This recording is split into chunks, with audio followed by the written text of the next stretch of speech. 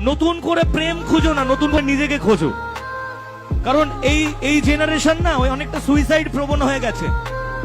ভালোবাসে, বাঁচার জন্য ভালোবাসে, কিন্তু ভালোবাসাটা ব্রেকআপ হয় মরার জন্য। প্রত্যেকটা সম্পর্ক ব্রেকআপের পর হাত কাটবে, পা কাটবে, এই করবে সেই করবে, কত কি করে।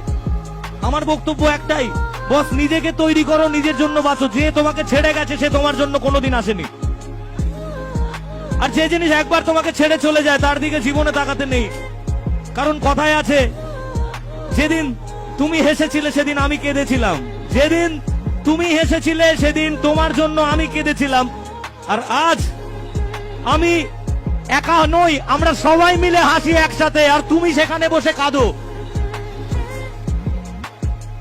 তাই একটাই কথা বলবো, নিজেকে তৈরি করো আগে। কারণ এই জীবন আমাদের বাবা মায়ের দেওয়া আর ঈশ্বরের দেওয়া, তার দেওয়া নয় যে তোমায় মাঝপথে ছেড়ে চলে গেছে। তাই কি বলেছি,